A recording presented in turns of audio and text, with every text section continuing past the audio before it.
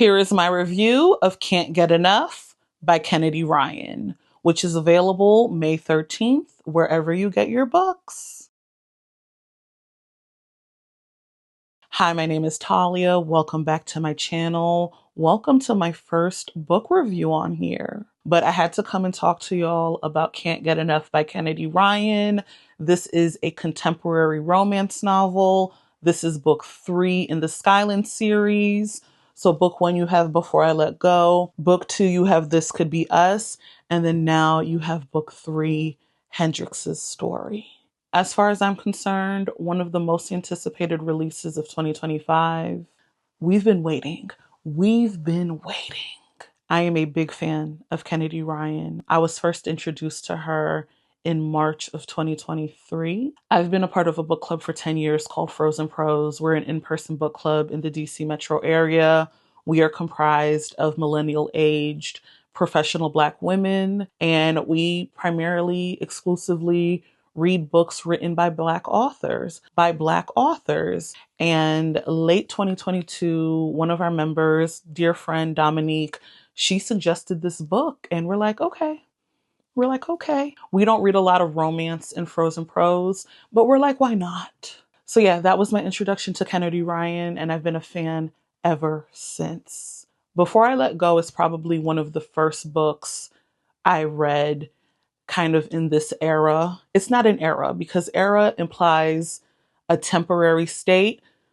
Before I Let Go was one of the first books that really had me fall in love with romance as a genre, with Black romance as a subgenre. I love Black love, therefore I love Black romance. And like I said, been a fan ever since. My favorite Kennedy Ryan book is Real. I am a real stan, but I also love Skyland. For those who are new here, part of the content that I make on TikTok, on Instagram, elsewhere on the internet is centered around books. And I've been able to translate that into, you know, being a conversation partner, moderating, hosting authors in real life. Last May, I had the wonderful opportunity to be in conversation with Kennedy Ryan for her This Could Be Us book tour. She had already come to DC in March, but she came back in May, and she hit up your girl in the Instagram DMs, and she's like, I'm coming back to DC. Bus Boys and Poets wants to do an event. I want you to be the conversation partner. Kennedy knows the doll. Kennedy knows the doll. If anything, I'm going to see Kennedy Ryan this week. You'll see that vlog probably next Sunday. Speaking of knowing the doll, Can't Get Enough comes out on May 13th. I'm recording this video on February 9th. Baby, I read the book on Monday. The ARCs, the advanced reader copies, dropped on NetGalley. For those who don't know, NetGalley is a platform where reviewers, editors, people in media can request and read advanced copies digitally or via audiobook of upcoming releases. I check my Instagram DMs Monday afternoon. I see a message from Kennedy. I'm like, what's going on? We were messaging a couple of weeks ago, but she's like, just so you know, NetGalley has dropped the e-arc and it's a read now. You don't even need to request it. All you have to do is click download, send it to your Kindle, you set. And that lasted for about 20 minutes. After the 20 minutes, you had to request. And you know, I think they largely honored all the requests, but I know nothing about that lifestyle, okay? I had to read now, and I was sat Monday night. I read Can't Get Enough front to back. I loved it. So yeah, this is a book review, but not really, because I don't want you to hold me to the standards of like somebody who works at Kirkus or somebody who works at the National Book Awards or at Pulitzer or at the New Yorker. I don't know what y'all expect in these reviews. I'm just going to talk about this book and why I love it. As far as the series is concerned, if I had to rank, and maybe because Can't Get Enough is top of mind, it's going to be Can't Get Enough as 1, Before I Let Go as 2, and then This Could Be Us as 3. Yeah, that's my ranking. However, if I had to rank the book boyfriends, the book husbands, okay? Kennedy Ryan don't write no book boyfriend. Kennedy Ryan writes husbands. She writes soulmates. She writes men you want to spend the rest of your life with. But if I had to rank based on MMC's male main characters, it's going to be Maverick from Can't Get Enough, Judah from This Could Be Us, and then Josiah from Before I Let Go. So we've all been waiting for Hendrix's story. Hendrix has been introduced to us in books 1 and 2. We've all been waiting for Rich Auntie to get her happily ever after. And my God, she gets it in Can't Get Enough. She gets it real bad. And I always knew reading Before I Let Go and This Could Be Us that I personally will most relate to Hendrix. I see myself in Hendrix more than I do Yasmin, than I do Soledad. If anything, I think I can confidently say there has not been an FMC in a romance book novel that I identify with as much as I have Hendrix. I see myself almost completely in Hendrix. You have this rich auntie who is child-free by choice. I think I'm fabulous. Hendrix lives this incredible life. She's bold. She's a big personality. She's funny. She's plus-sized. She's tall. She's all these things, right? She's the pulse of her friend group. She's independent, almost too independent, hyper independent, but she goes after her goals. She's very driven by her goals and her ambitions. She's a boss. She's a boss. And I do think I'm all those things, or at least trying to be all those things. Like, I've never identified so much with a book character. We need more romance protagonist heroines like Hendrix. For all of the romance that I read, Hendrix is still low-key a rarity. Even if we don't see ourselves completely in Hendrix the way that I do, we've all been waiting for Hendrix's happily ever after.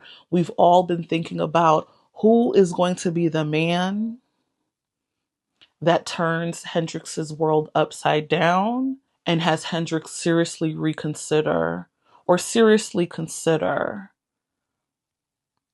partnering with somebody. Because listen, not just anybody could be with a Hendrix Berry.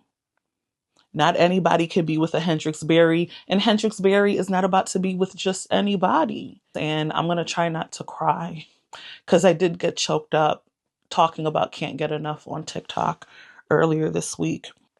But another thing that I heavily identify with is part of Hendrix's story and part of the challenge that she's dealing with in this book, right?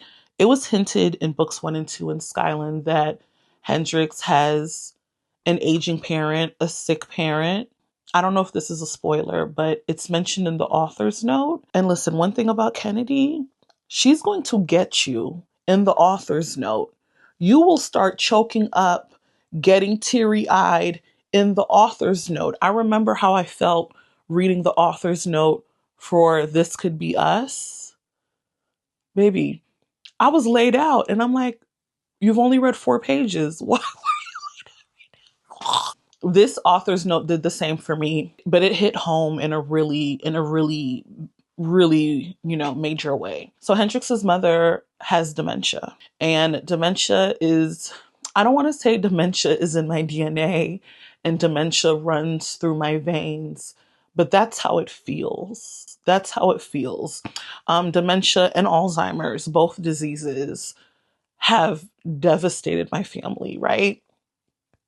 And I told myself, hold on. Y'all, I'm gonna be okay. Don't call Paw Patrol. And if anything, I'm recording this on a Sunday, posting this on a Sunday. I got therapy Monday afternoon, okay? So I could talk to that lady tomorrow. Both diseases have devastated my family, low-key on both sides of my family. But on my maternal side, my great-grandmother died of Alzheimer's. And I witnessed a lot of that firsthand. And it is not fun. It is not fun when you walk into your great grandmother's house. And she was like a mother to my mother, right? My mother was raised by her grandmother. To walk into her house and she not remember who you are, doesn't remember who my mother is. My grandfather, my grandfather has dementia, and he's been living with it for several years. I want to say like it feels like 5, 6 years at this point. And the thing is, when my great grandmother was dying, he was tasked with part of that caregiving, right? So it's like my grandfather had to take care and step in when my great grandmother was passing, was dying, was struggling. And to now see how dementia has impacted him, how that has impacted everyone around us, my aunts, my mother, my maternal grandmother, so my mother's mother, she got diagnosed with dementia last November.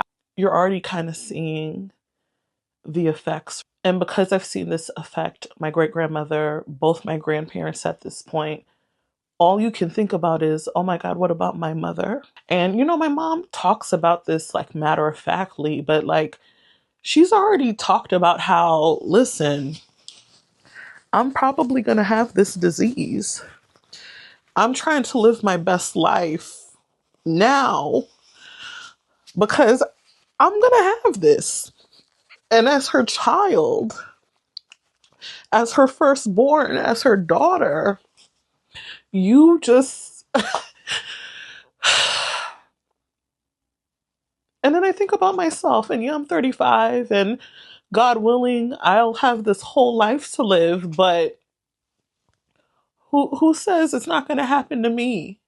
So yeah, let me get myself together and come back on here. And then on my father's side, my great aunt passed of Alzheimer's in 2019. So I know this disease too well. I know how it impacts families, how it impacts caregivers. All that to say, Kennedy wrote that part of the story in the most beautiful, caring, loving, tender way. And you know, Kennedy's about her research. If you've ever been to an author talk with Kennedy Ryan, if you've ever watched an interview with her, she don't play about research. So the conversations she had with loved ones of people who live with this condition, she hit it right out the park. The depiction of the caregiving that takes place in this book, the way she writes about this disease and what it does to the individual, what it does to their loved ones, she hits it out the park. Let's get to the fun stuff. Let's get to the fun stuff. I do not like crying on the internet. I really don't like crying on the internet, y'all. But she writes it so beautifully. And it's brought up a lot of emotions for me, especially with my grandmother's diagnosis in the last couple of months. Like, it's brought up a lot for me. Child, I'm wearing makeup today because I went to a hockey game earlier today. I hate that I have makeup on. Am I streaking? Do I look streaky? Jesus Christ, this is not a good look. Let's get into the fun stuff. So the tropes, what to expect in this book. To me, he falls first. And honestly, I'm not trying to read no romance book where he doesn't fall first. Okay, he always needs to fall first. This is a billionaire romance, okay? Kennedy don't write broke men, so that was never a concern. But when I was interviewing Kennedy back in May of 2024, I thought it was my duty to get as much information about Can't Get Enough. Baby, I was prying. Kennedy's like, you gonna get me in trouble with my publisher, which is Read Forever, you know, Grand Central, Hachette. She's like, you gonna get me in trouble. But I think I exclusively broke that Can't Get Enough was gonna be a billionaire romance. And Kennedy also shared for the first time, to my knowledge, that she had already picked the cover image, the cover art for Can't Get Enough before the other two books. Kennedy don't write broke. She don't write broke. And baby, it's billionaire romance. And listen, Maverick Bell, and we're going to get into Maverick as a character, as a man in a little bit. But Maverick know how to use that money well. He uses that money well. Okay, he's not too reckless with his money, but baby, he knows how to spend it. He knows how to spend it. I don't know if this is a trope, and honestly, I might be naming things that are not considered tropes, but Hendrix is child-free by choice. I am also child-free by choice, so that's another way in which I saw myself in Hendrix from the absolute beginning of Skyland, okay? Don't want to have kids. And that's definitely explored and can't get enough.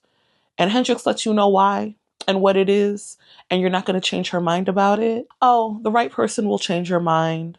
The right circumstances will change your mind. You'll change your mind. No, no, no. Another trope, I think one of the more important tropes, this is a forbidden romance, low-key. It's low-key a forbidden romance. Not much was going to keep Maverick off of her, but this was a forbidden romance. I don't know if this is a trope, but rich auntie.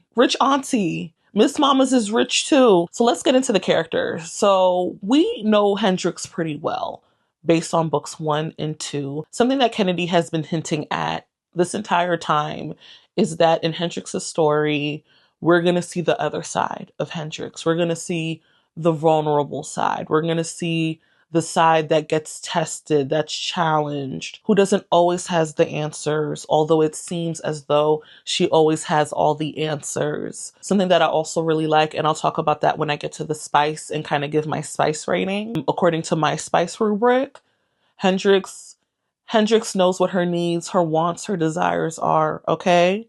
She's not passive in her sex life. She is very firm, very confident in her sexuality, and she goes after it. Okay, she's not a starfish in the bed. Okay, she might surprise ya. So Maverick. Maverick is, like I said, he rich. Maverick is confident. He too is also a goal-getter. If there's something that Maverick Bell wants in his life, professional or personal, he's gonna get it. He's not gonna stop until he gets it. Maverick is kind. Maverick has integrity. He has good character, good moral compass. He is loyal. He don't take no mess. He doesn't take no for an answer. He's romantic. He's sweet. He has a presence. He has swagger. He is charming, but he don't do too much. He doesn't do too much. Okay, he don't need to be all up in the video dancing. This is how I like my men. This is how I like my men. Maverick is a leader. He's a provider. He's a protector. You lay your burdens at his feet. He's going to find a way to fix them, to make it all right. He is a soft place to land. He is someone you can trust. You can let your guard down around. He is all the things. Maverick is exactly what Hendrix needs. Exactly what Hendrix needs. Hendrix needs that person who can make life softer for her. I love these two together. I love these two together. They match each other's fly and swag. Each other's sexy. I'm a fan. I'm a fan. Maverick, beautifully written. So I think the final thing I'll talk about in this review is the spice.